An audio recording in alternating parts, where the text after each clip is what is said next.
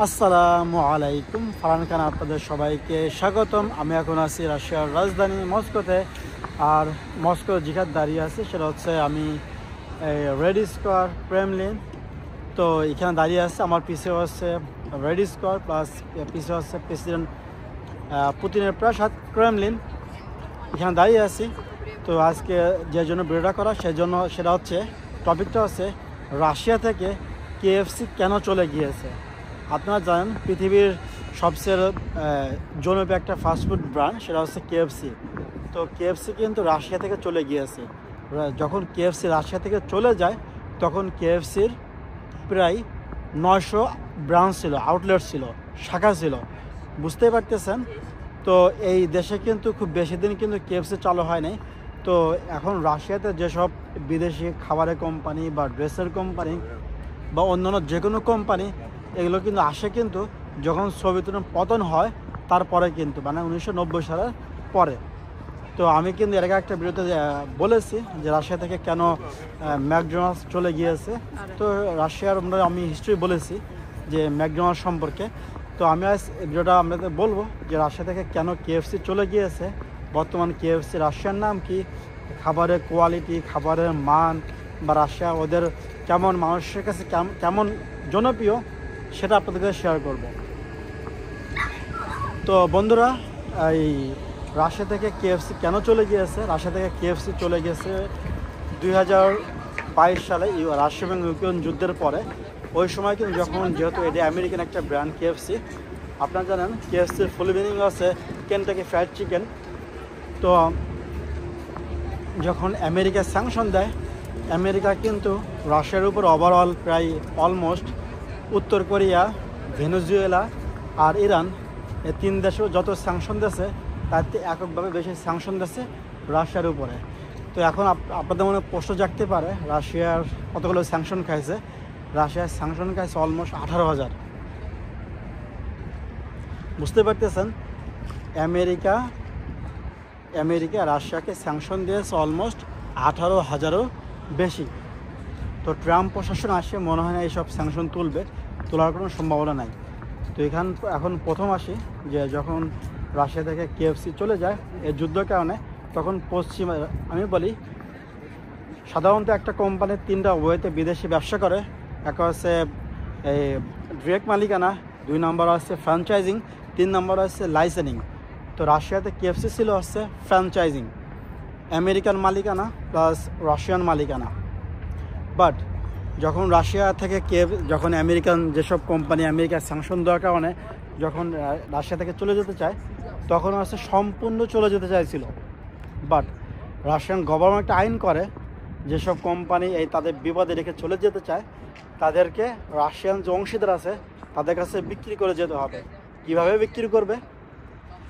Suppose একটা কোম্পানির যদি অ্যাসেট যদি ওই কোম্পানি যদি আর্থিক নিরীক্ষা করে 100 টাকা, বাট এটা হবে না। রাশিয়ান যে ফার্মগুলো আছে, সিএ ফার্মগুলো আছে, ওই ফার্মগুলো নিরীক্ষা করবে, যে ভ্যালুয়েশন হবে তার 50% ধরে লোকাল যে যারা নেবে তাদের কাছে বিক্রি করতে হবে।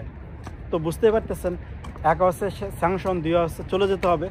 তো এইসব কোম্পানি যেভাবে পারছে চলে গেছে। বাট রাশিয়া কিছুদিন বন্ধ ছিল, তারপর সব ঠিকঠাক হয়েছে। সেটা হচ্ছে তো লোকাল যে স্থানীয় যে কোম্পানি আছে তাদের কাছে এটা বিক্রি করে যায়। তো এখন রাশিয়াতে কেএফসির প্রায় অলমোস্ট 1000 ব্রাঞ্চ। আমি জানি না বাংলাদেশে কোনো বাংলাদেশে এতগুলো ব্রাঞ্চ আছে। রাশিয়ার জনসংখ্যা কিন্তু 14 কোটি, বাট রাশিয়াতে কেএফসি ব্রাঞ্চ 1000। তো এখন বর্তমান যে নামটা, সে নামটা হচ্ছে ভুকুসনাই তুস্কা। তো এটার বাংলা দ্বারা হচ্ছে তো এখন যে নামটা সেটা হচ্ছে রস্টিক্স। দুঃখিত, এখন কেএফসি যে নামটা সেটা হচ্ছে রস্টিক্স। আমার পিছে দেখতে পারতেছেন, একটু দেখাই। এটা হচ্ছে যখন কেএফসি চলে যায় তখন কিন্তু এই নামটা দেয়, এটা হচ্ছে রস্টিক্স। এটা হচ্ছে কেএফসি ব্রাঞ্চ। আমি ভিতরে আপনাকে একটু দেখাবো রস্টিক্স।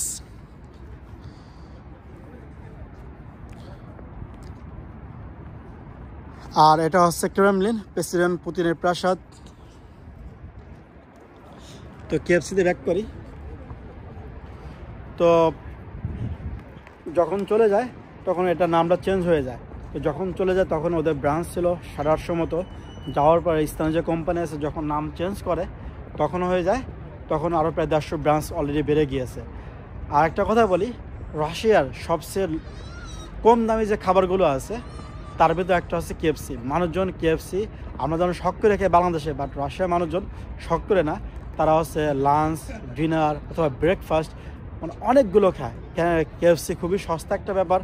তো সাপোজ অন্যরা আপনি একটা প্যাট ব্রেক খাবার খেতে চান অন্য রেস্টুরেন্টে আপনার 700-800 টাকা লাগবে, বাট এখানে যদি আপনি কেএফসি যদি খেতে চান পেট ভরে, আপনার 200-300 টাকা আপনি কেএফসি প্যাট ভরে আপনি খেতে পারবেন।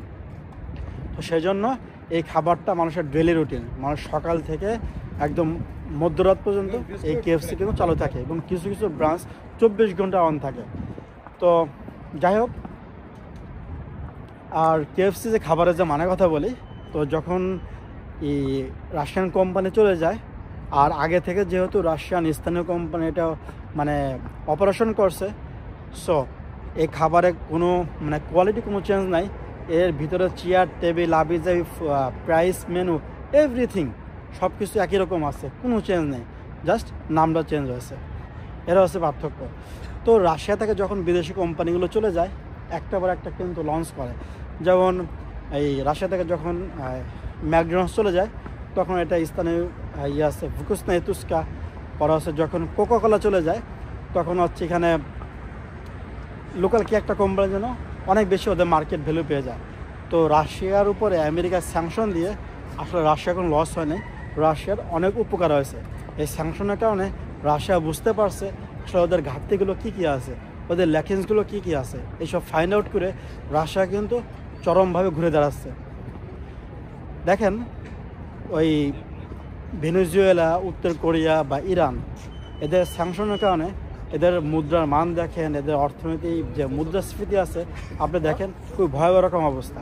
বা রাশিয়ার কিন্তু ওইভাবে মুদ্রাস্ফীতি হয়েছে, বাট ওদের যে স্থানীয় যে রুবলস আছে খুব একটা আহামরি দরপতন হয় নাই কিন্তু, বাট এটার কারণে রাশিয়ার মানুষের ইনকাম বাড়ছে, সব কিছু বাড়ছে এবং স্থানীয় যে ওদের যে ল্যাকিংসগুলো ছিল বিশেষ করে প্রযুক্তি খাতে, তো ওরা এইগুলো কিন্তু ফুটে তুলছে এবং ওরা নিজেদের অনেক কিছু কিন্তু ম্যানুফ্যাকচার করে। কিন্তু দেখেন রাশিয়াতে রাশিয়া একচাটিয়া, রাশিয়ার প্রায় 80% বাজার ছিল ইউরোপিয়ান গাড়ি কোম্পানি, ভক্সওয়াগন, ওডি, BMW, রেনাল্ট, এসব কোম্পানির। এখন বেশিরভাগ মার্কেট দখল করে নিচ্ছে চাইনিজ কোম্পানিগুলো, BYD আছে, গিলি আছে, চেরি আছে, এগুলো কিন্তু রাশিয়া কিন্তু হিউজ মার্কেট দখল করে নিচ্ছে কিন্তু।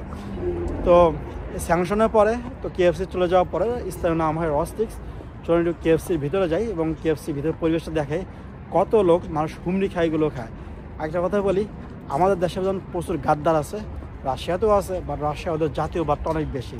তো জাতীয়বাদের কারণে কিন্তু এখানে যে এই নাম চেঞ্জ হওয়ার পরেও ওদের খাওয়া কোনো ভাটা পড়ে নাই কিন্তু, ওরা কিন্তু এখন হুমড়ি খাওয়া পড়ে।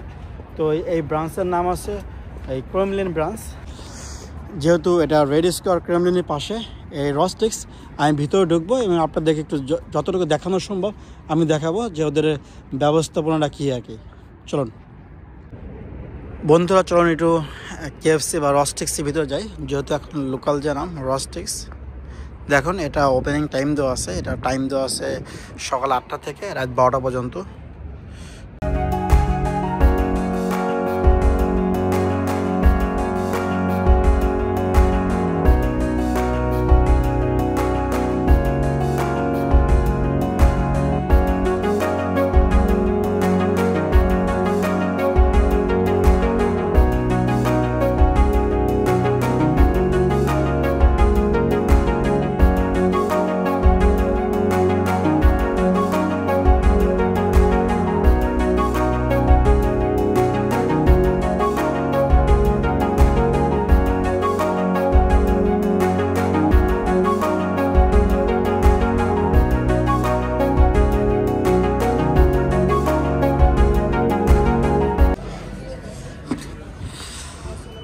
তো বন্ধুরা, যেহেতু ভিতরে ভিডিও করে অ্যালাউ না, তো সেজন্য আমি বেশি কিছু দেখাতে পারলাম না। তো আশা করি ভিডিও এনজয় করেছেন, কিছু ইনফরমেশন পেয়েছেন। তো সবাই ভালো থাকবেন, আল্লাহ হাফেজ।